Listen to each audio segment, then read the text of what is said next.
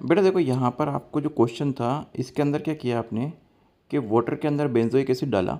अब benzoic acid water के अंदर क्या होता है, एसोसिएट होता है। जैसे मतलब कि किस तरह से एसोसिएट होगा कि मान लो दो मॉलिक्यूल जो है बेंजोइक एसिड के वो आपस में कंबाइन होकर एक मॉलिक्यूल में कन्वर्ट हो जाएंगे, है ना। इस तरह का वहाँ पर कॉम्बिनेशन होते हुए देखने को मिलता है, एसोसिएशन देखने को मिलता है हाइड्रोजन बॉन्डिंग की वजह से। तो आपसे पूछा था कि यहाँ पर कितने मॉलिक्यूल जो हैं वो एसोसिएट हो रहे हैं बेंजोइक एसिड के इन वाटर।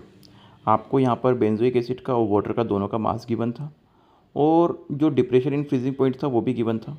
तो सीधा सीधा डिप्रेशन इन फ्रीजिंग पॉइंट का हम लोग फॉर्मूला लगा देते हैं, delta T F is equal to I into K F into M.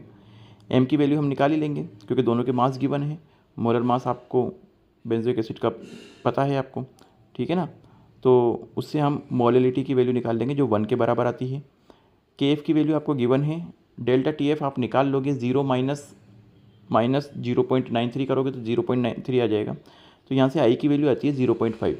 अब आई का फॉर्मूला जो एसोसिएशन के केस में होता है वो होता है 1+1/n माइनस अल्फ़ा। डिसोसिएशन के केस के अंदर होता है 1+n-1 अल्फ़ा और एसोसिएशन के केस में होता है 1+1/n माइनस अल्फ़ा, ठीक है ना।